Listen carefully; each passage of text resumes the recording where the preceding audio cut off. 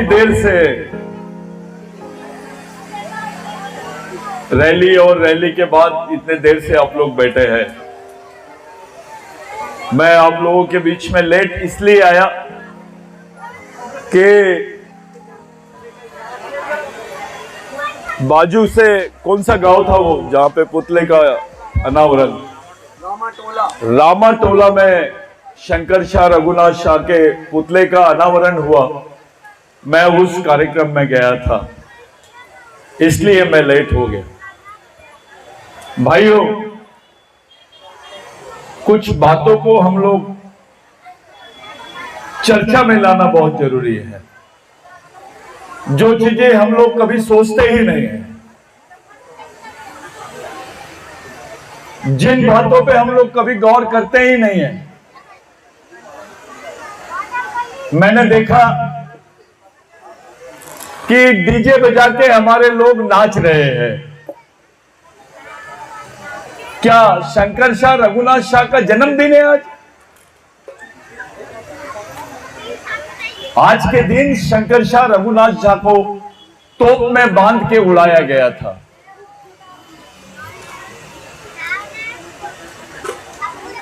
सब लोगों को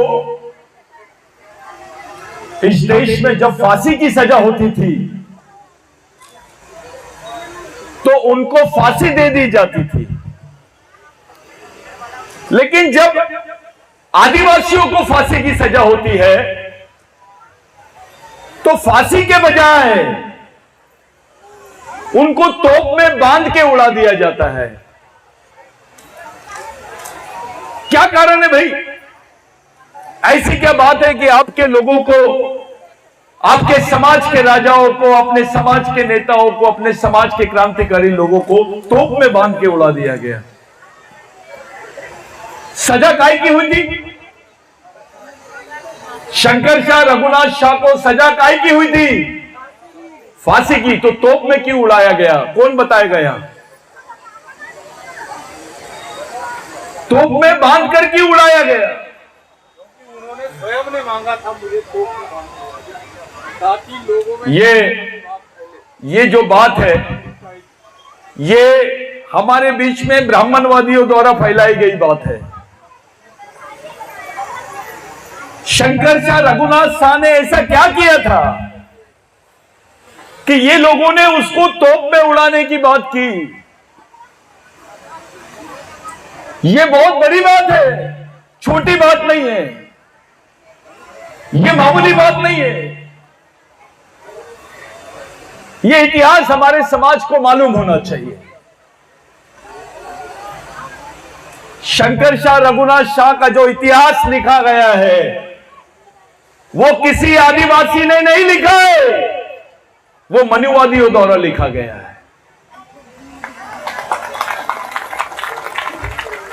आदिवासी द्वारा नहीं लिखा गया। कोई ताली वाली मत बजाइए, सिर्फ शांति से सुने कि शंकर शाह रघुनाथ शाह का जो इतिहास है वो इतिहास आदिवासियों ने नहीं लिखा, वो इतिहास लिखा है मनुवादी। मनुवादी यानी इस देश के उच्च वर्णीय ब्राह्मणों ने, उन्होंने शंकर शाह का इतिहास थोड़ा सा लिखा, लेकिन 40 साल का जो कार्यकाल था शंकर शाह का, रघुनाथ शाह का, उस कार्यकाल का कोई जिक्र मध्य प्रदेश के इतिहास में नहीं लिखा गया। ऐसी क्या बात हो गई थी कि शंकर शाह रघुनाथ शाह को ये लोगों ने फांसी देने के बजाय तोप में बांध के उड़ाया है, और ये पब्लिक में फैला दी कि उन्होंने बोला था मुझे तोप में बांध के उड़ा दो। ऐसा लोगों के बीच में भ्रम फैला दिया गया कि भाई शंकर शाह रघुनाथ शाह ने बोला था। ऐसा नहीं है, इसके पीछे का जो मर्म है वो बहुत अलग है। इसके पीछे का जो इतिहास है वो बहुत बड़ी है, बहुत बड़ा इतिहास है।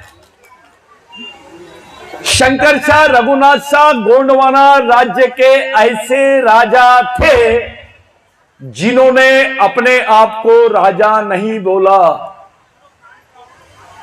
उन्होंने अंग्रेजों के हलफनामे में अपने नाम के आगे राजा नहीं लिखा।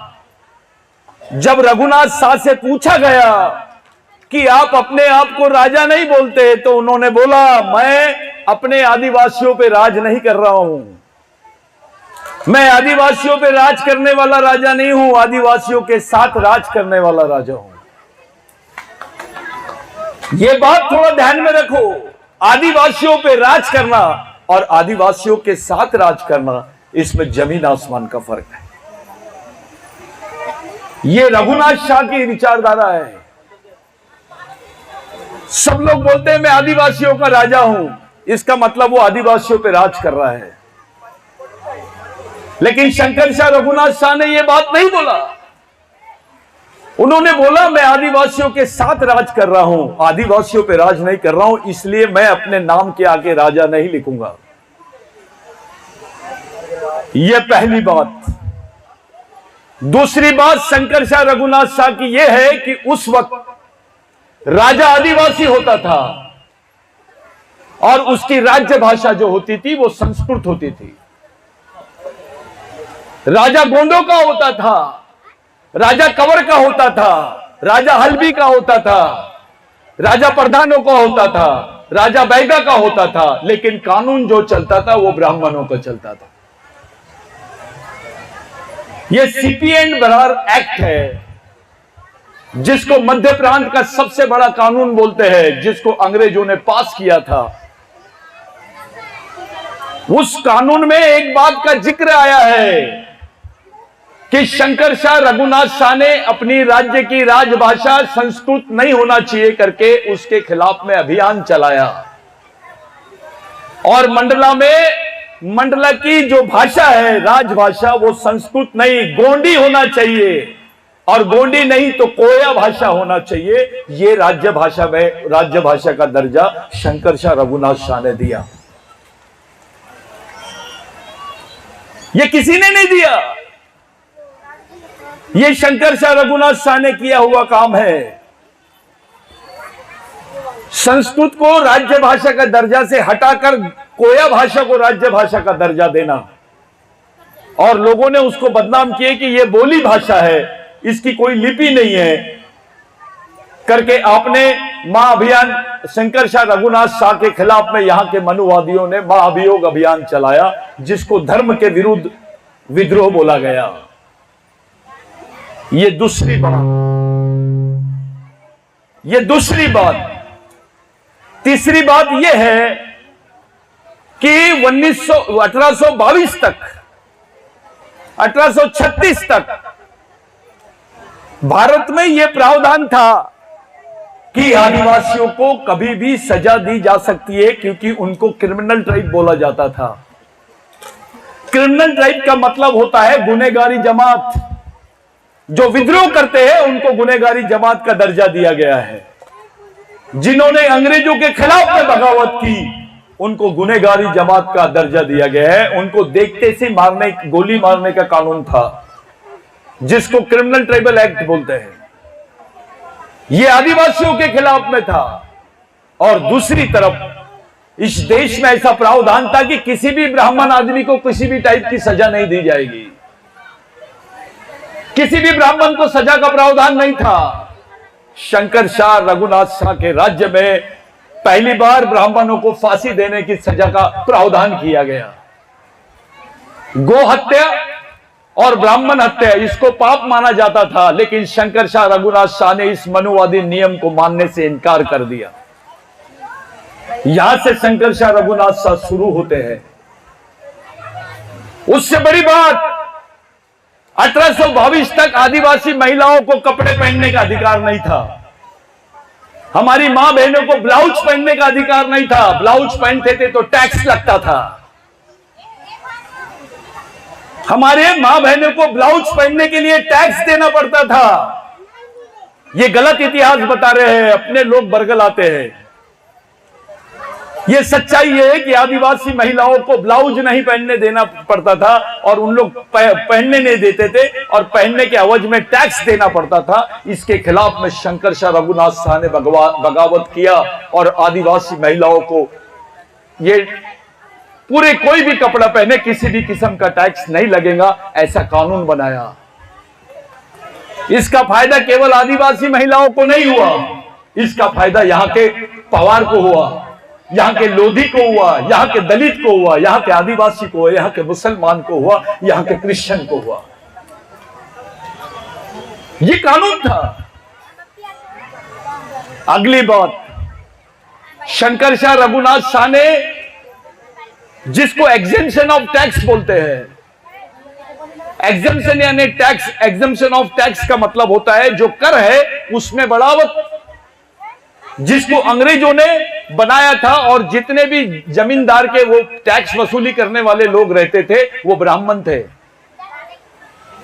आप उसको क्या बोलते हैं, हमारे तरफ उनको कुछ अलग बोलते हैं, आपकी तरफ क्या बोलते हैं मुझे नहीं मालूम।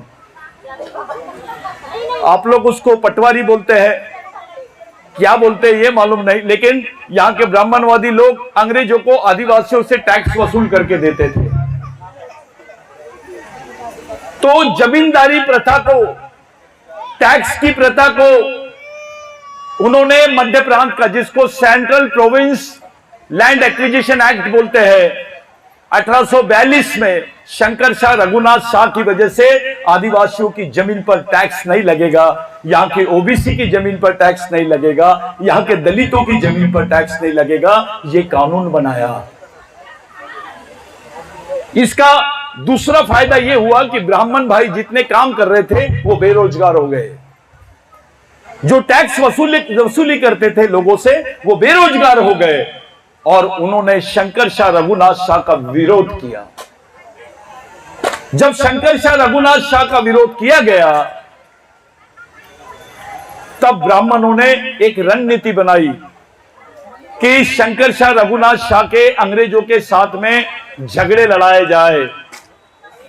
शंकर शाह रघुनाथ शाह दोनों साहित्यकार थे, उनकी कविताएं लिखते थे वो। उसकी कविताओं का जिक्र ब्रिटेन की एक लाइब्रेरी में मिली किताब है जिसको अनसीन डिजायर्स बोलते हैं, उसका नाम है अनसीन डिजायर्स।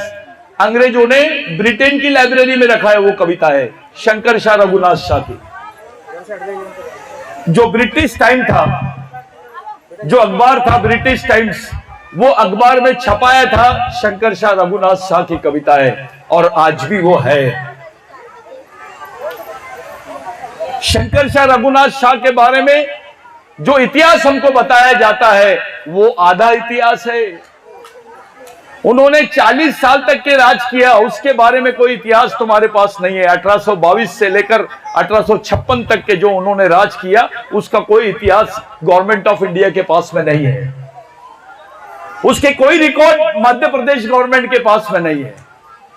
आपको शायद मालूम नहीं होगा कि शंकर शाह रघुनाथ शाह का नाम जो है, जो शंकर शाह रघुनाथ शाह का नाम है वो राजाओं की लिस्ट में नहीं है, वो क्रिमिनल ट्राइबल लिस्ट में है, जिसको गुनहगारी जमात बोलते हैं। उनका नाम जो दर्ज है वो राजाओं की लिस्ट में नहीं है, उनको क्रिमिनल ट्राइब बोला गया, उनको गुनहगारी जमात बोला गया। पैदा होते से बच्चा गुनहगार कहलाया जाता था। वो कानून हमारे खिलाफ में बनाया गया था इस देश में। साथियों, मैं इसलिए बता रहा हूं ये बात कि हम लोग शंकर शाह रघुनाथ शाह पे बात कर रहे हैं। ये ऐसे लोग थे जिन्होंने समाज के लिए अपना सब कुछ निछावर कर दिया। ये वो राजा थे जिन्होंने समाज के साथ गद्दारी नहीं की। ये वो राजा थे जिन्होंने समाज के साथ ईमानदारी की, उनको न्याय दिलाया। और ऐसे राजाओं का इतिहास अभी हमको नहीं मिलता है। ऐसे लोगों का इतिहास मिलता है मध्य प्रदेश में जिन्होंने कुछ नहीं किया, उंगली कटा के शहीदों में नाम लिखा दिए। लेकिन आदिवासियों का इतिहास यहां मिलता नहीं है। 40 साल का इतिहास गायब है शंकर शाह रघुनाथ शाह का। उसको राजा नहीं बोला गया, उनको क्रिमिनल ट्राइब बोला गया, उनको गुनहगारी जमात बोला गया। साथियों, जब शंकर शाह रघुनाथ शाह को पकड़ाया गया तो हमारे कुछ राजा भी मौजूद थे। उसमें अपने समाज के लोग भी शामिल थे, उसमें ब्राह्मण लोग भी शामिल थे। उसको पकड़ाने के बाद में ब्राह्मणों ने बोला इनको मनुस्मृति के हिसाब से सजा मिलनी चाहिए। मनुस्मृति के हिसाब से जब सजा मिलनी चाहिए तो इनकी फांसी की सजा के बजाय इनको तोप में बांध के उड़ा दिया जाए तो इनके बदन के टुकड़े ना मिले। जब उनको मार के उड़ा दिया गया उसके बाद उनके बॉडी के जो छिछड़े थे उसको जमा किया गया, उसको तेल में तला गया, उसको जला दिया गया और बहा दिया गया, नर्मदा में बहा दिया गया। ये चाहते थे कि शंकर शाह रघुनाथ शाह की कब्र भी ना मिले, उसके अवशेष भी ना मिले इस देश में। ऐसा कोई राजा आना नहीं चाहिए। यह गोंडवाना साम्राज्य का अंत है। और शर्म की बात है इसमें कुछ अपने लोग भी शामिल थे, अपने भी विभीषण शामिल थे।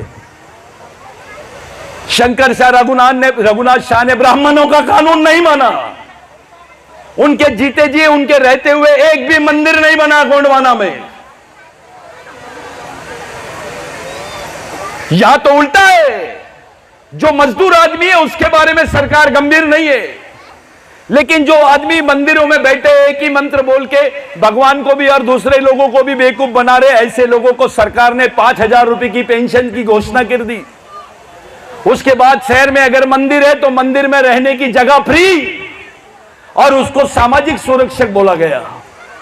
लेकिन मध्य प्रदेश का मजदूर आदिवासी आदमी दूसरे प्रदेश में जाके काम करता है, 3 महीने की बच्ची को पीठ पे बांधती है औरत और सब्बल गोटे से खोदती है, गड्ढा खोदने का काम करती है। उसके बारे में कोई गवर्नमेंट सोची नहीं। अरे मजदूरों के बारे में, मेहनत करने वालों के बारे में तुम नहीं सोचते हैं और पंडितों के बारे में तुम सोचते हो, उनको संरक्षण दे रहे हैं। गवर्नमेंट किसकी है? हमारा एक भी नेता कुछ नहीं बोलता, हमारा एक भी गांडू नेता कुछ नहीं बोलता इस बारे में। जब तुम्हारे जमीन के बारे में कानून बना, मैं यहां उपवा में आया हूं। उपवा में मैं जब आया तो मैं एक जगह गया, जब ये उपवा की माइंस है वहां कर मेरे को कुछ लड़कों ने बताए, मेरे को राहुल मला भी लेके गया, कुछ साथी मेरे साथ में आए, मेरे को दिखाए। जब मैंने देखा तो पता चला कि आदिवासियों की जमीन माइंस वालों ने ले ली और 65 साल की लीज में उसको रिकॉर्ड में ला लिया। वो आदिवासियों को मालूम भी नहीं है उनकी जमीन ली गई है और उनको मालूम नहीं उनकी जमीन के खाते के ऊपर, उनके जमीन के 7/12 के ऊपर इन्होंने लिख दिया it has given on lease.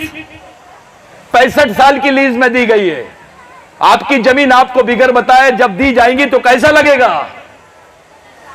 ऐसा कौन सा कानून बनाया गया कि आपको पूछेंगे नहीं और आपकी जमीन ले लेंगे? ये अभी माइंस की जमीन लिए, कल तुम्हारे घर से तुमको तुम्हारी जमीनों से ये लोग बेदखल करेंगे और बोलेंगे हमने आदिवासियों की जमीन लीज पे ले ली। तब क्या करोगे तुम? तब क्या करोगे? अरे तुम्हारे पास नौकरी नहीं है तो जिंदा रहने का एकमेव साधन है जमीन।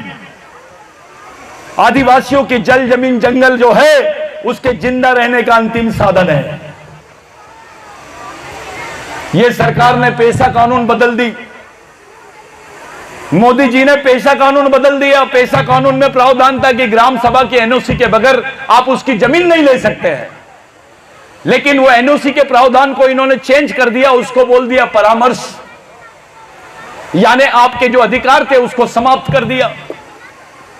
उसके बाद में सरकार ने एक बिल लाई। अभी जब हम लोग मणिपुर के बारे में चिल्ला रहे थे, जब मणिपुर की घटना के लिए पूरे आदिवासी देश भर में विरोध कर रहे थे, तब यह सरकार ने एक बिल पास कर दी जिसका नाम है फॉरेस्ट कंजर्वेशन एक्ट 2023। इस बिल में प्रावधान किया गया कि जो दावे करने वाली जमीनें हैं आदिवासियों की वन अधिकार के अंतर्गत, वो जमीनों को लीज पे दे देंगे हम प्राइवेट सेक्टर को। यह बिल के बारे में किसी को नहीं मालूम, कोई आदिवासी नेता इसके ऊपर बोलने के लिए तैयार नहीं है। हमारा नेता पार्लियामेंट में जाके सोता है, विधानसभा में जाके सोता है। जब आदिवासियों के बच्चों के भविष्य का सौदा हो रहा था तब कोई चुप थे, किसी ने कुछ नहीं बोला। प्रावधान किया गया कि आदिवासी की जमीन को लीज पे ले जाएगी। उसके बाद एक प्रावधान और किया गया कि जिस जगह पर आदिवासियों की जमीनें और जंगल है वो क्षेत्रों में पुलिस स्टेशन हटा दिए जाएंगे, वहां पैरामिलिट्री फोर्सेस के चौकियां लगाई जाएगी, वहां मिलिट्री की चौकियां लगाई जाएगी। जब पुलिस रहती है तो कानून का राज माना जाता है। पुलिस एफआईआर दर्ज करती है, आप पुलिस में कंप्लेंट करते हो, लेकिन अब पुलिस थाने की जगह तुम्हारे क्षेत्रों में ये लोग चौकियां लगाएंगे, सेना लगाएंगे। सेना, जब सेना रहेगी तो आप कंप्लेंट किसको दोगे? सेना का काम है सिर्फ गोली मारना। 370 इन्होंने कश्मीर को खाली कराया और 371 और 372 आदिवासियों की 5वीं अनुसूची और 6वीं अनुसूची के क्षेत्र है। इन पे नजर है, मोदी सरकार की नजर है, आरएसएस की नजर है। ये आदिवासियों की जमीन को देख रहे हैं, तुम्हारी जमीन पे नजर है। अब सैटेलाइट सर्वे भी हो गया है, बहुत जल्दी यहां के आदिवासियों की जमीनों पर बहुत बड़ा संकट आने वाला है। हमारे नेता कुछ नहीं बोलते, उनको कोई लेना देना नहीं है। कोई पूंजीपति आता है, पैसे दे देता है, ले लेता है और विधानसभा में मुक्के जानवर जैसे चुपचाप बैठते हैं, लोकसभा में चुपचाप बैठते हैं। ये परिस्थिति है अपने समाज की। आज जब वहां मिलिट्री लग जाएगी, जब तुम्हारी सुनी नहीं जाएगी, तुम्हारा एफआईआर लॉन्च नहीं होगा, आप आंदोलन करोगे तो आपको गोलियों से मार देंगे ये लोग। तुम नक्सलवादी नहीं थे तो नक्सलवादी बोलते हैं तुमको। आदिवासियों की 13 साल की लड़की जिसका पीरियड नहीं आता, वो लड़की को भी नक्सलवादी का दर्जा दिया गया है। जो बच्चे की उम्र किताबें लेकर स्कूल जाने की है, उनके हाथ में बंदूक थमा दी गई है। अपना कोई आदमी इस पर बात नहीं करता है। कुछ लोग नपुंसक विचारों के बहुत बड़े शिकार हो गए हैं। ये गोंड है, ये प्रधान है, ये बैगा है, ये हल्बी है, ये नगारची है, ये नपुंसक विचारधारा है। शंकर शाह रघुनाथ शाह में शंकर शाह की जो मां है वो बैगा थी, रघुनाथ शाह की जो पत्नी है वो प्रधान थी। अपने को मालूम है शंकर शाह रघुनाथ शाह को मार के उड़ा दिए, लेकिन उसकी पत्नी जिंदा होंगी, उसके वंश के लोग कहां है? इस पर आदिवासी समाज कुछ बोलता क्यों नहीं है? क्या हुआ उसके परिवार का? वो तो मर गए, शंकर शाह रघुनाथ शाह मर गए, लेकिन उनकी बीबी थी, उनका बाकी परिवार था, वो कहां है? कौन सी अवस्था में है? जब ये पता लगाया जाता है तो समझ में आता है कि मनुवादियों ने उनकी दोनों पत्नियों को जला दिए, उनको सती कर दिए, उनको जिंदा जलाया गया। कल ये आपके साथ होगा तो कैसा लगेगा? हमारे लोग केवल पुण्यतिथि के दिन और जन्मदिन के दिन अपने शहीदों को याद करते हैं। शहीदों को याद नहीं करना चाहिए करके कुछ राजा माइंडेड लोग, कुछ नेता माइंडेड लोग हमारे लोगों को बेवकूफ बनाते हैं, क्योंकि उनको उसके विचारों से अवगत नहीं कराते हैं। साथियों, संविधान में जो भी प्रावधान है तुमको, वो धर्म और जाति के नाम पर नहीं है, वो समाज के नाम पर है।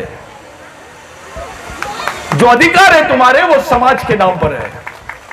आरक्षण का अधिकार, स्वरक्षण का अधिकार, जंगल का अधिकार, जमीन का अधिकार, ये समाज के नाम पर है। अगर ये समाज ही जिंदा नहीं रहेगा तो तुम कैसे जिंदा रहोगे मेरे भाइयों? ये शंकर शाह रघुनाथ शाह तुम्हारे लिए फांसी के तख्ते पे गए, तोप पे चढ़ गए, उड़ा दिए। तुम्हारे बच्चे को बोला मेरे लिए थोड़ी सजा ले ले बेटा, अपने भाई को बोलो मेरे बदले की सजा ले ले, मेरे बदले फांसी पे चढ़ जा। हो सकता है क्या गरज थी उनको लड़ने के लिए?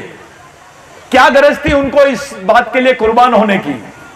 क्योंकि उनकी नजर के सामने समाज था, जात नहीं थी। ये गांडूगिरी है, जात की सोच।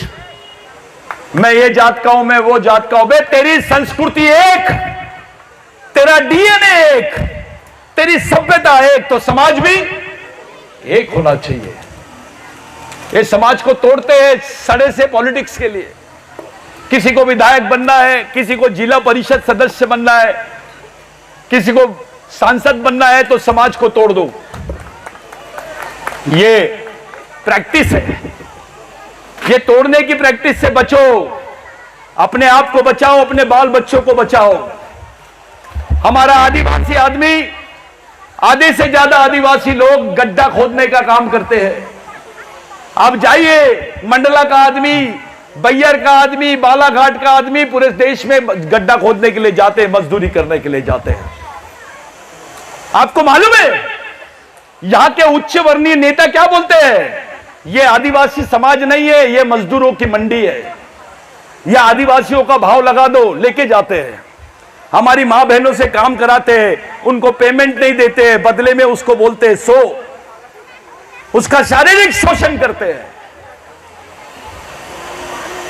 यह हालत है हमारे समाज की। अरे खुलेआम हमारे आदमी के ऊपर एक ब्राह्मण आदमी मुंह देता है, पेशाब करता है। हमारा एक भी नेता खड़े होके खुलेआम बहुत बात नहीं करता है। क्या बात है भैया? मुख्यमंत्री जी जाते हैं, उसको नहलाते हैं, उसको सॉल पिनाते हैं, कुछ पैसे दे देते और बोलते हैं बेटा ज्यादा चुपचाप रहे, निकल।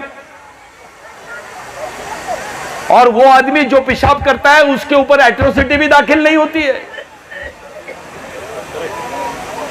आज तुम्हारे भाई पे पेशाब किया, कल तुम्हारी बहन पे करेगा तो क्या करोगे? नेता किसको बोलते हैं यार? समाज का नेता किसको बोलते हैं? ऐसे लोग जो डरते हैं, जिनमें गांडूगिरी है, वो तुम्हारे समाज का नेतृत्व नहीं कर सकते हैं। तुम पार्टी पे भरोसा मत करो, तुम नेता पे भरोसा मत करो, अपनी सामाजिक ताकत पे भरोसा करो, इनके विचारों पे भरोसा करो।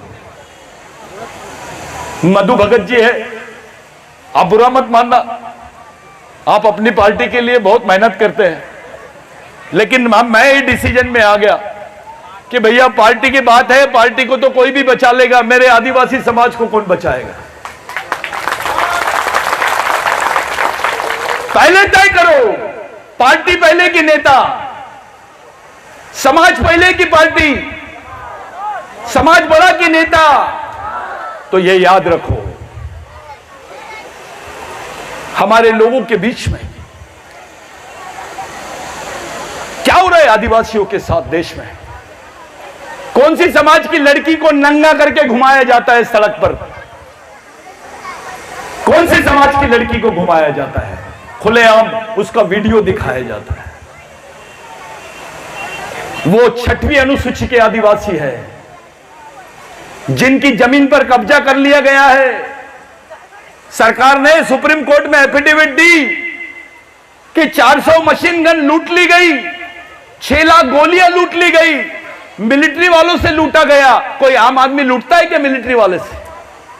वो तो बंदूक मार देगा, उसको गोली मार देगा। ऐसा नहीं हुआ। 6 लाख गोलियां, 400 मशीन गन आदिवासियों को मारने के लिए दी गई। उनकी जमीनों से उनको भगाया गया, उनके घरों को आग लगा दिया गया।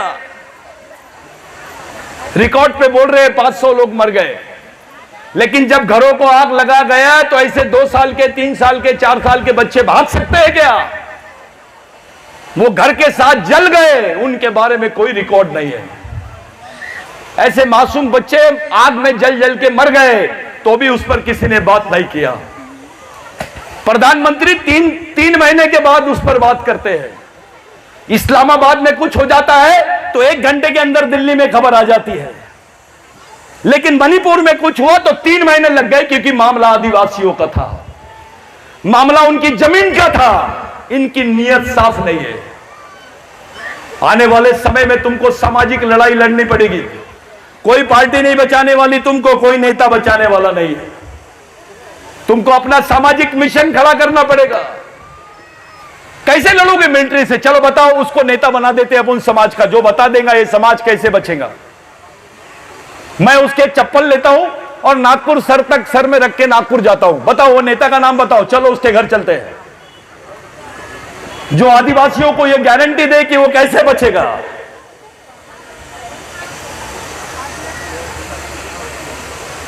आज बहुत अच्छी हालत है तुम्हारी, हमारी मां बहनों के बदन पे कपड़े हैं। इन लोगों ने बोल दिया कि आदिवासी महिलाओं को तो नंगा करके घुमाते हैं। ये हमारी बहनें जब सड़क पे से जाती होगी तो दूसरे लोग क्या बोलते होंगे, थोड़ा सोचो, क्या बोलते होंगे? बे वो आदिवासी महिला है, इनको तो नंगा घुमाते हैं। क्या बात है भाई, तुम्हारे किसी नेता ने बड़ी प्रतिक्रिया नहीं दिया, कोई खुल के नहीं बोला, सब पार्टी के दबाव में, नेताओं के दबाव में चुप।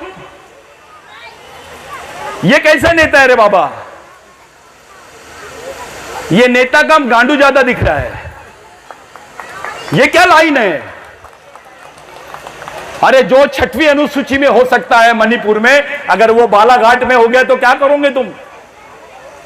बैयर में हो गए तो क्या करोगे? मंडला में हो गए तो क्या करोगे? सिवनी में हो गए तो क्या करोगे? अरे सिवनी में 2 आदिवासियों के पास में गाय का मटन मिल गया 4-4 किलो, तो वो गाय का मटन खारे करके उनको मार दिया गया। बजरंग दल के लोगों ने उनको मार दिए, वो मर गए। 2 आदिवासी मर गए, घायल। कोई चर्चा नहीं हुई इस पर। क्या है तो गौ हत्या की है। बिरसा मुंडा ने बोला है, अगर गाय हमारी माता है तो भैंस का दूध किधर जाता है? बिरसा मुंडा बोलता है, बे गाय हमारी मां है तो भैंस बड़ी मां है।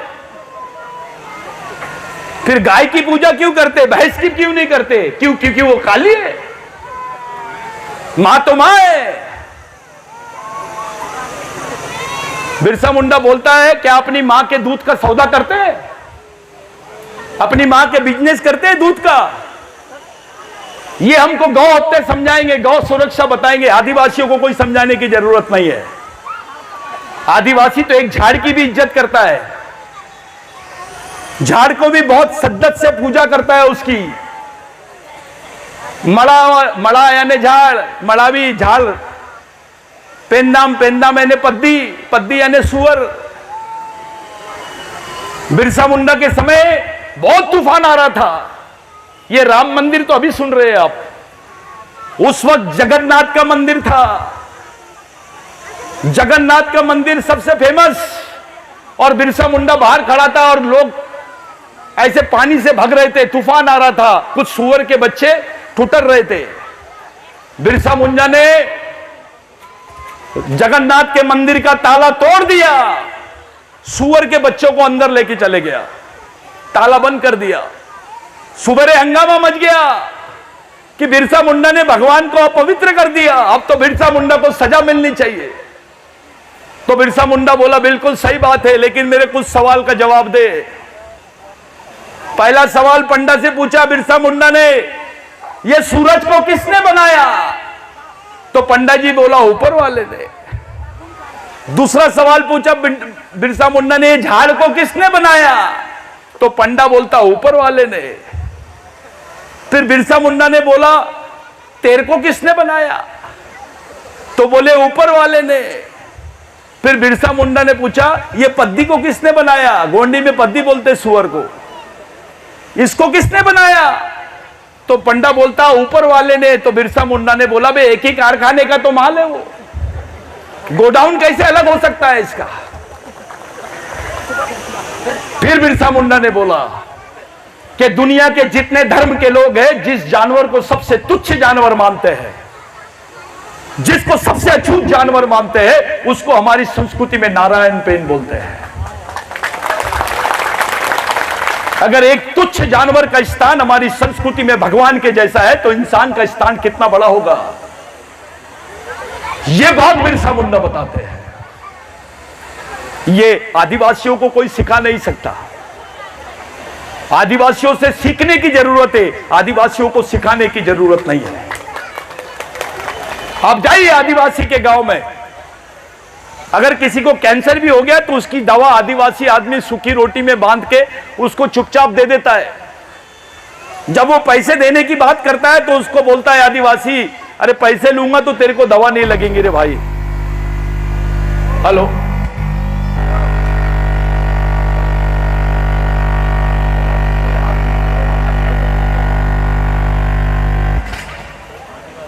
हेलो,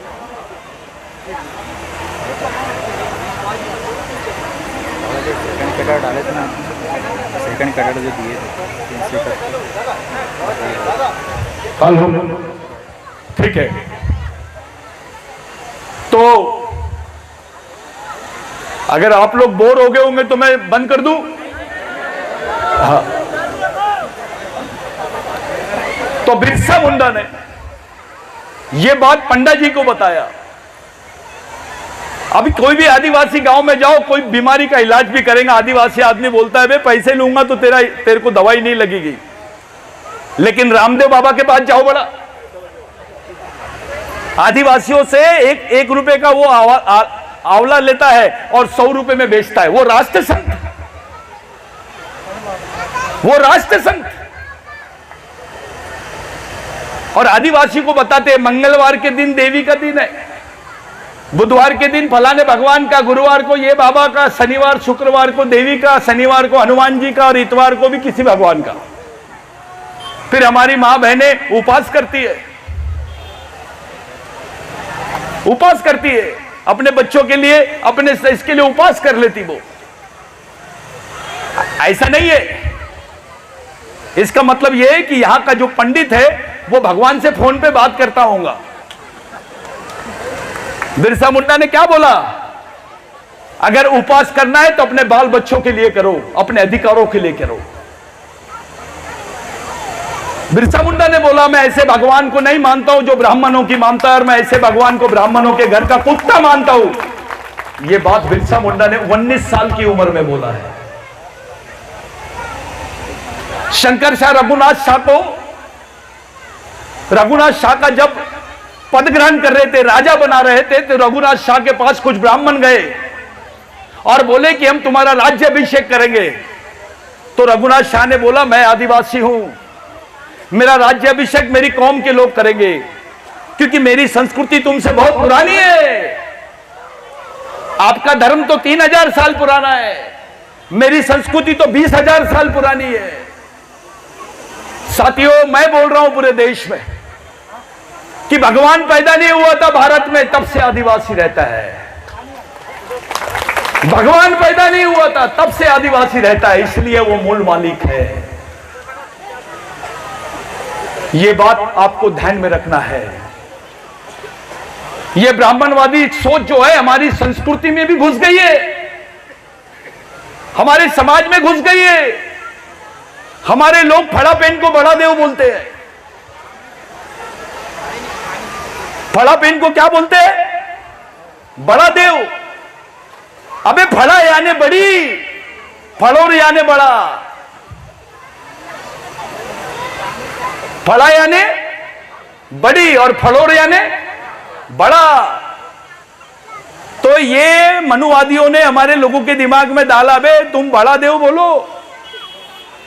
वो बड़ा देव नहीं है, बड़ी देव है। क्योंकि आदिवासी संस्कृति में महिला को सबसे ज्यादा बड़ा स्थान था, पुरुषों का नहीं।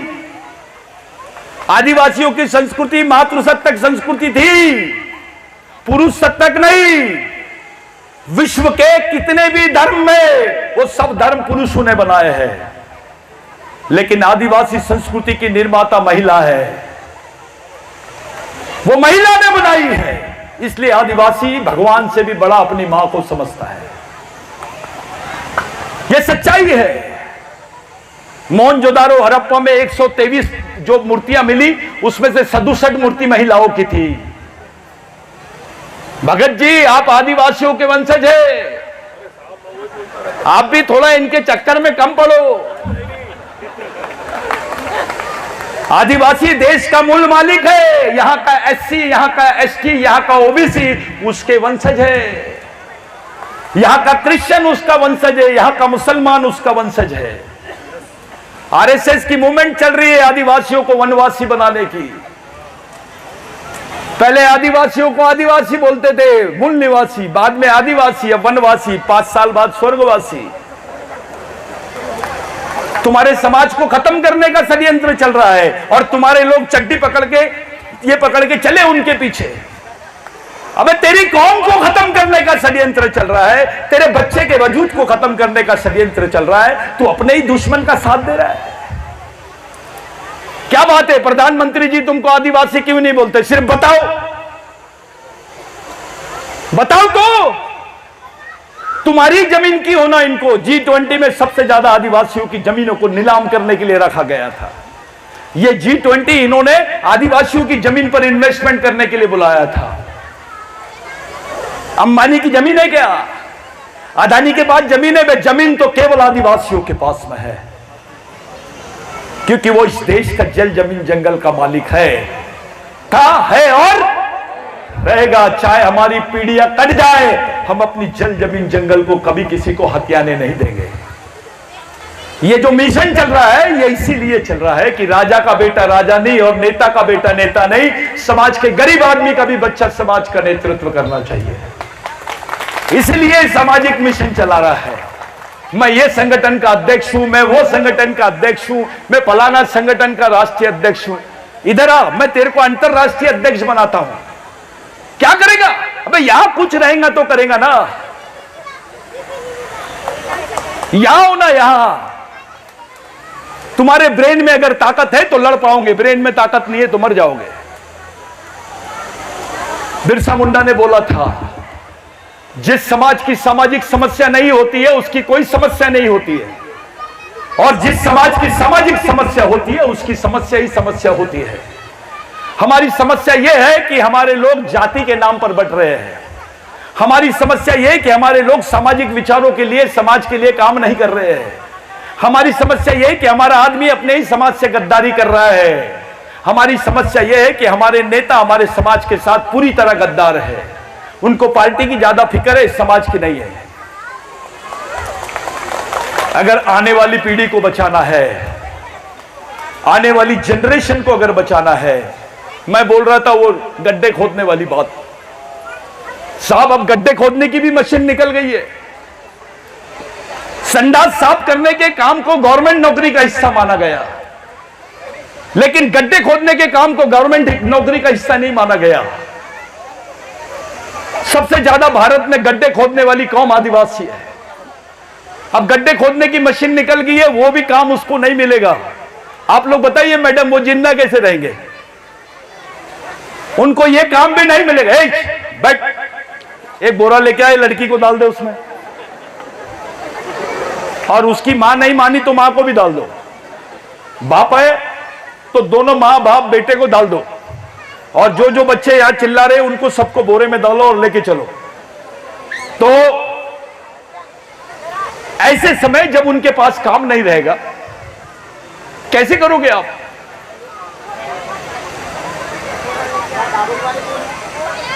भैया थोड़ा 2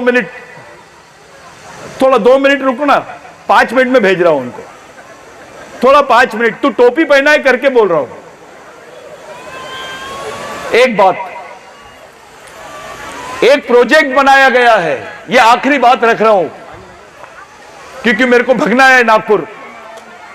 एक प्रोजेक्ट बनाया गया है इस देश में, जितने बुजुर्ग हैं मेरे बाप की उम्र के हैं, मेरी बहन है, मेरी मां है, सब लोगों के साथ में बता रहा हूं मैं।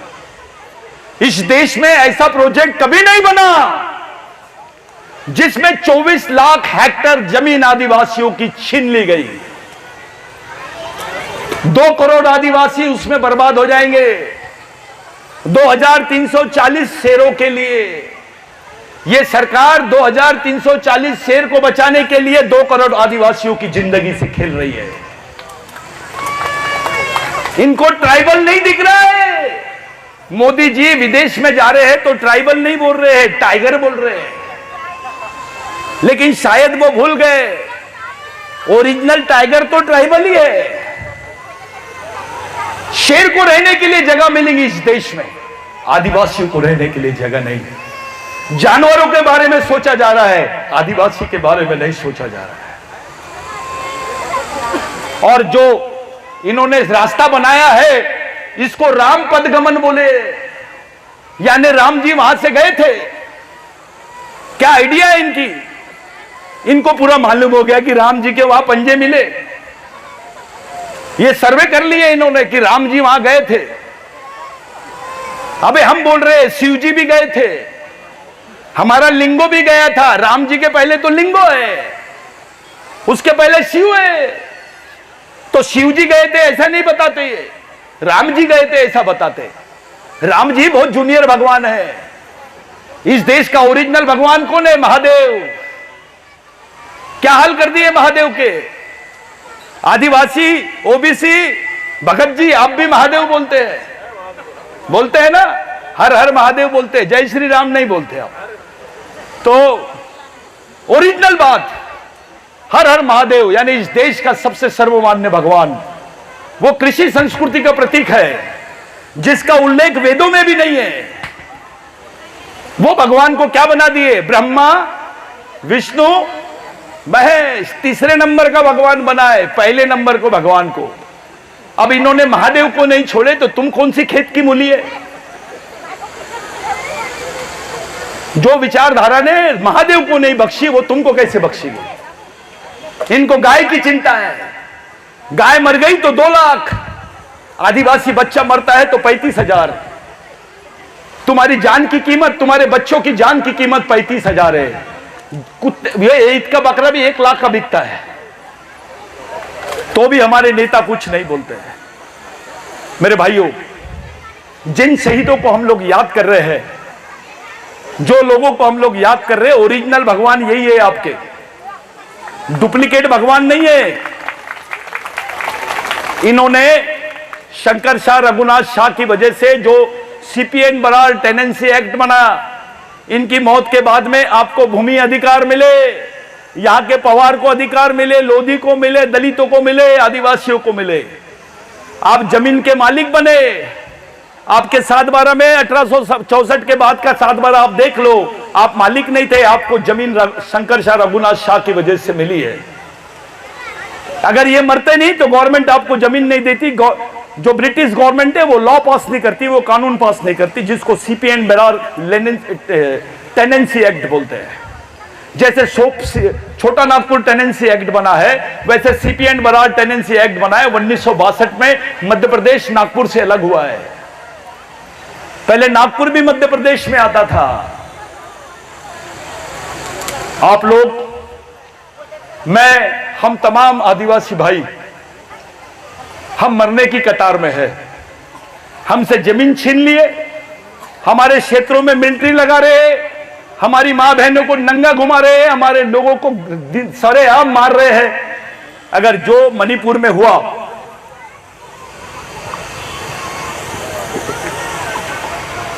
जो मणिपुर में हुआ, अगर मंडला में, बालाघाट में होगा तो आप क्या करोगे? थोड़ा बताओ। आपकी तैयारी है लड़ने की? बचा पाओगे समाज को? अगर बचा पाओगे तो हाँ बोलो, नहीं बचा पाओगे तो नहीं बोलो। ये कौम को जिंदा रखने की लड़ाई है। इलेक्शन फिलेक्शन ये टेम्परेरी बीमारी है, परमानेंट बीमारी पे बात करो। हर 5 साल में इलेक्शन होते हैं, लेकिन जो ऑपरेशन तुम्हारे खिलाफ में होगा वो सदियों में एक बार होगा।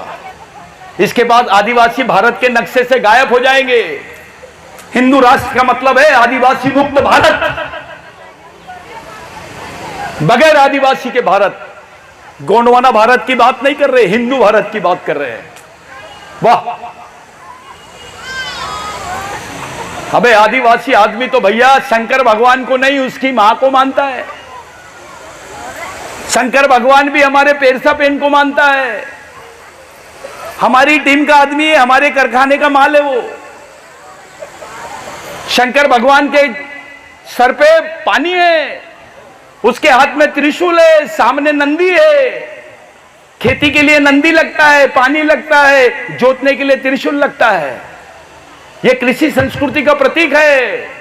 दुनिया में जो कृषि पैदा हुई, अनाज पैदा हुआ, इसका जो निजात करी वो आदिवासी महिला ने करी है। इसलिए भारत माता कोई काल्पनिक नहीं, आदिवासी महिला ही वास्तविक भारत माता है। और भारत माता को नंगा घुमा रहे हैं ये लोग। जो इस देश की ओरिजिनल मालिक है उनको नंगा घुमाया जा रहा है, और हमारे गांडू नेता चुपचाप बैठे हैं, कुछ नहीं बोल रहे हैं। अबे किससे डर रहा है? अगर तू आदिवासी नहीं होता तो तेरे को चेयर मिलती क्या? तू डॉक्टर बनता क्या? तू इंजीनियर बनता, तू विधायक बनता, तू मंत्री बनता, अगर आदिवासी नहीं होता तो। तेरी पार्टी में तेरी इज्जत इसलिए है क्योंकि तू आदिवासी है। जिस दिन तेरे कोटे की सीट खत्म हो जाएंगे उस दिन लात मार के भगा देंगे। हम लोग पार्टी बनाते हैं अपनी, पार्टी आदिवासियों की, आरएसएस वाले उसकी टिकट देते हैं। ये हाल बना दिए हम लोगों ने अपने। मैं आप लोगों के बीच में किसी दिन और आऊंगा। यहां हमारे बुजुर्ग लोग हैं, पूरे भाई लोग हैं, नेता लोग हैं। भगत जी कुछ बात होगी तो माफ करना। हमारे दादा लोग हैं, मेरे पिता तुल्य लोग हैं, हमारे कैडर के सीनियर लोग भी यहां पर मौजूद है। देखो भैया, मैं दारू वारू के बारे में नहीं बोलूंगा। ये लोग चिट्ठी दिए मेरे को कि दारू के बारे में बोलो। मेरे को एक ही बात बताया था, बिरसा मुंडा ने लिखा है कि मरे हुए आदमी में और दारू पी के रहने वाले आदमी में कोई फर्क नहीं है। ये भी कुछ नहीं कर सकता, वो भी कुछ नहीं कर सकता। मरा हुआ आदमी कुछ नहीं कर सकता और दारू पी के जो आदमी है वो भी कुछ नहीं कर सकता। तो थोड़ा मर्द बनने की कोशिश करो। मर्द होश में रहता है और जोश में भी रहता है। जो मर्द है वो होश में भी रहता है और जोश में भी रहता है। आप लोग समझदार है, किसी समय हम लोग फिर से मिलेंगे। लेकिन जो प्रक्रिया यहां होनी चाहिए थी, मिशन का एक एक कैडर, एक एक सैनिक जिन्होंने इस प्रोग्राम को किया है, मैं उन तमाम लोगों को, डॉक्टर साहब कहां गए वो? मैं डर गया, मेरे को डॉक्टर एक फेटा बांध रहा है। मैंने बोला डॉक्टर को भी बड़ा काम दे दिया इन्होंने। जो आदमी मलम पट्टी करता था वो आदमी अब तुम्हारा फेटा बांध रहा है। जोरदार तालियां बजाओ ऐसे लोगों के। ये हमारे सच्चे नेता है, जो लोग समाज में काम करते हैं। ये जो टोपी वाले लोग दिख रहे हैं आपको, ये भूखे प्यासे समाज में काम करते हैं। ये बच्चे घर में नहीं जाते, एक एक महीने घर नहीं जाते ये बच्चे। ये फुल टाइमर है, कोई इंजीनियर है, कोई डॉक्टर है, कोई अपने इसमें काम करता है। मैं यहां पर तुम्हारे बीच में, हमारे बीच में एक डॉक्टर आया है लखनऊ से, टेकम जी। कहां है वो? किधर है टेकम? डॉक्टर टेकम, खड़े हो जाओ। मेरे ख्याल से खाना बांट रहा होगा वो। देखो डॉक्टर टेकम है, हाथ, वो डॉक्टर है, फुल टाइमर है। जोरदार तालियां बजाओ उसके लिए। तो ये जो मिशन है, ये देर शाइनों का मिशन नहीं है, ये समझदार लोगों का मिशन है। समाज के साथ समझदारी और ईमानदारी नहीं करोगे तो समाज आपको बख्शेगा नहीं। आज जरूरत है तुमको काम करने की। अपने बच्चों को सामाजिक तरीके से शिक्षित करो, कैडर चलाओ, मिशन चलाओ। दुनिया का कोई भी समाज बिगर मिशन के खड़ा नहीं हुआ है। अगर आदिवासियों को खड़ा करना है तो आपको सामाजिक मिशन खड़ा करना पड़ेगा। आज के दिन हम तमाम लोगों से कुछ दादा बोल दिया होगा, गलत बोल दिया होगा, कुछ मेरे मुंह से गलत निकल गया होगा, माफी। आप लोग 2 मिनट के लिए अपनी जगह खड़े हो जाएंगे। उस महान आत्मा के लिए जितने कैडर है वो अपनी जगह पे खड़े हो जाएंगे क्रांतिकारी अभिवादन के लिए। जो बच्चियां हैं, जो ड्रेसिंग पे बच्चियां हैं, थोड़ा सामने आ जाओ। लड़कियां इधर पूरी। हम लोग सामाजिक क्रांतिकारी अभिवादन करेंगे इनको अगरबत्ती नहीं होना, ये क्रांतिकारी है। बिरसा मुंडा ने बोला था क्रांतिकारियों की मौत नहीं होती। मिशन में आदमी बूढ़ा भी नहीं होता और मरता भी नहीं, वो निरंतर जीते रहता है। ये बच्चियां ट्रेंड है, ये बच्चियां हमारे बीच में है। आपको मैं बताता हूं कि मिशन में कैसे बच्चे काम करते हैं। अपना परिचय बताओ, क्या पढ़ाई करे ये बताओ। ये टीचर है, ग्रेजुएशन भी है, बीएड भी है, टीचर भी है और मिशन में 24 घंटे काम करती है। ऐसा बच्चा नेता नहीं होना चाहिए क्या? ये बच्चे तुम्हारे बीच में नहीं आना चाहिए क्या? ये है मिशन। समाज का बच्चा, गरीब का बच्चा भी रहेगा तो वो समाज का नेतृत्व करना चाहिए। कोई जातिवाद नहीं, कोई व्यक्तिवाद नहीं, कोई पार्टीवाद नहीं। हल्बी होगा, हल्बी प्रधान होगा, गोंड होगा, भील होगा, बैगा होगा, सब आओ। सिर्फ समाज की बात करो, जात भूल जाओ। जिंदा रहना है तो, लड़ना है तो, बचना है तो ये आखिरी पर्याय है। ये बच्चे उन्हीं शहीदों का मिशन चला रहे जो शंकर शाह रघुनाथ शाह ने, टंट्या भिल ने, बाबूराव शिर्माके ने, राघोजी भांगरे ने, बिरसा मुंडा ने हमको दिया। हम कोई नेता वेता के विचारों पे नहीं चल रहे, ना ही किसी पंडित जी के विचारों पे कर रहे हैं। ये पूरी टीम ये वाली है, यही फड़ा पेन है। बड़ा देव देखता हूंगा ऊपर से, वे मैंने कैसे आदमी को पैदा कर दिया रे। अबे ये तो लड़ता ही नहीं, समाज से भी गद्दारी करता है। GOD God, G for guardian, O for owner, D for driver. Guardian यानी पालक, ओनर यानी मालक, ड्राइवर यानी चालक। GOD गॉड यानी भगवान। जो समाज के चालक पालक मालक है वो समाज के भगवान है, लेकिन अपने समाज में उल्टा हो गया, DOG डॉग हो गया। वो जो GOD गॉड होना था वो DOG डॉग हो गया, कुत्ता बन गया है। ये धोखा है, इससे बचो। बाबा साहब ने क्या बोला है कि जो व्यक्ति अपने सामाजिक जीवन को भूल जाता है वो व्यक्ति अपना अस्तित्व खो देता है। महात्मा फुले ने बोला कि समाज को भूलने से अच्छा है मर जाना। बिरसा मुंडा ने बोला समाज आर्थिक रूप से गरीब रहेगा चलेगा, लेकिन विचारों से गरीब नहीं रहना चाहिए। जो समाज विचारों से गरीब रहता है वो गुलाम पैदा होता है और गुलाम ही मर जाता है। यह विचारों की लड़ाई है भाई। यहां कर्मचारी है, अधिकारी है, नेता है। यह पार्टीवाद, संगठनवाद, क्षेत्रवाद, व्यक्तिवाद की बीमारी से बाहर आ जाओ। समाज के लिए सोचो। क्यों नहीं है? आज पूरे बैयर में 70% आदिवासी है। यहां कौन सी पार्टी की जरूरत है? कोई पार्टी बताएंगे कि हमको क्या करना है? सिर्फ आदिवासियों ने तय कर लिया, इलेक्शन खत्म। आदिवासी समाज ने तय कर लिया कि भैया ये हमारी नेता है, हो गया खत्म। ये समाज किसी गरीब बच्चे पे भी हाथ रख देगा तो वो विधायक बन जाएगा। इतनी बड़ी ताकत है समाज में। समाज बहुत बड़ी चीज होती है। मेरे लिए, आप लोगों के लिए, ये जो शहीद है ये भगवान तुल्य है। इनको याद कर रहे हैं। जिन लोगों ने, आप लोग अपने बाल बच्चों को छोड़ के यहां पर आए, बहुत बड़ा काम किया आपने। अगली बार से सावधानी रखना, पूरे मिशन को चलाओ। संगठन तो बहुत बन सकते हैं, मिशन अलग बनता है। मेरे को 27 साल लग गए। मैं इंजीनियर था, क्लास 1 ऑफिसर था। मैं इंडियन इंजीनियरिंग सर्विसेज छोड़ के आया, IAS छोड़ के आया। मेरे को घर के लोग, आजू बाजू के लोग पागल बोलते थे। मैं इधर आया था गढ़ी में तो मेरे को बोल रहे थे बे बिरसा मुंडा कहां से लाया, गोंड है क्या? ये कौन है? ये लड़का पागल हो गया, ये छोड़ दो इसको। साथियों, मैंने 27 साल काम किया पूरे देश में। आज देश के 22 राज्यों में बिरसा ब्रिगेड को जानते हैं, और देश का कोई आदिवासी जमात ऐसा नहीं है जो बिरसा मुंडा का नाम नहीं लेता है। और आपको बता दूं, ये मिशन पे आरोप लगाते हैं कुछ लोग कि बिरसा मुंडा की बात करते हैं। अंडमान निकोबार में शंकर शाह रघुनाथ शाह की और बाबूराव शिर्माके की सोच को पहुंचाने वाला मिशन है ये। अंडमान निकोबार में आज बाबूराव शिर्माके के बारे में और शंकर शाह रघुनाथ शाह की आज शहीद दिन मनाया जा रहा है। देखना चाहते हैं वीडियो? यह है मिशन। देश के 250 जनजाति के लोग इस मिशन में काम कर रहे हैं।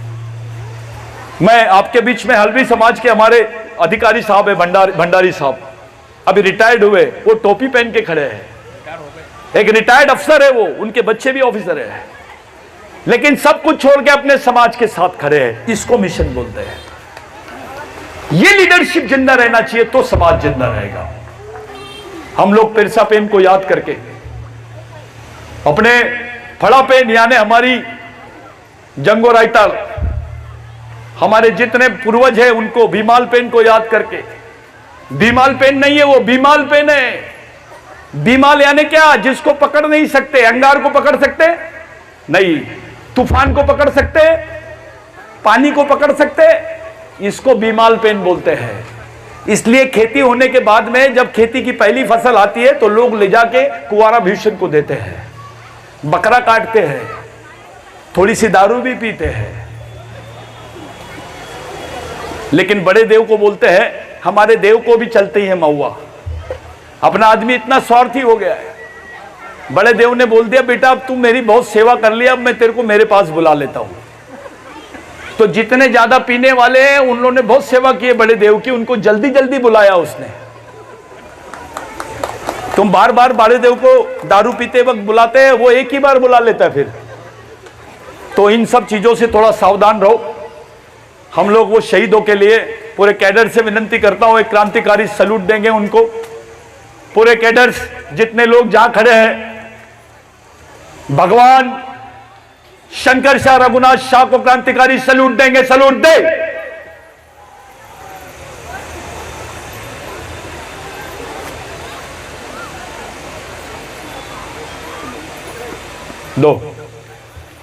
दो मिनट के लिए नीचे मुंडी डाल के उनको स्मरण करेंगे। ये बोलेगा नहीं कोई कि उनकी आत्मा को शांति देना, क्योंकि वो मरे नहीं है, वो हमारे बीच में जिंदा है।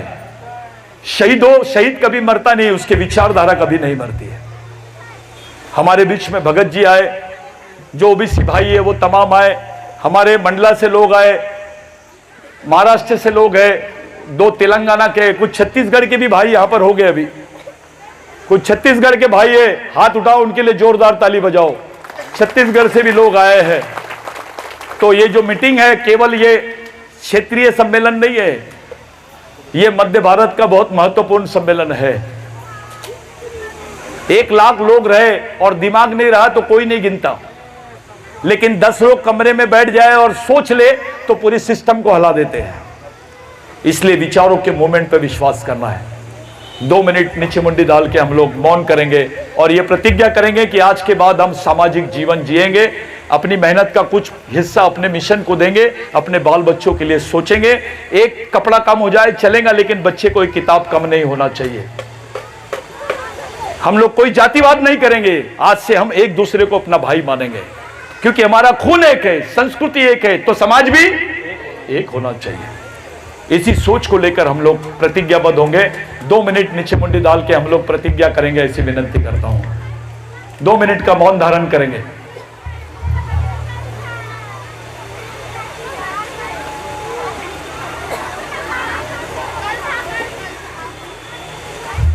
धन्यवाद। इतने ही शांत रह के आपको रहना है।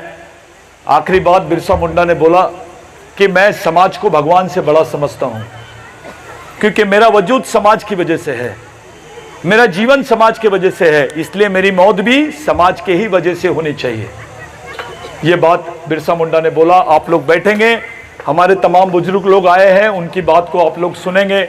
मैं आपके बीच में से जा रहा हूं, कुछ गलती होंगी तो माफ करना। ये बच्चों को अपना समझ के, अपना बच्चा समझ के इनकी मदद करना, यही मैं आप लोगों से हाथ जोड़ के विनती करता हूं। और इस मिशन को आप लोग चलाओ, किसी से पूछने की जरूरत नहीं। ये किसी के बाप का नहीं है, ये समाज का है। आपको किसी से पूछने की जरूरत नहीं, आप मिशन शुरू कर सकते हो। धन्यवाद। जय बिरसा, जय आदिवासी।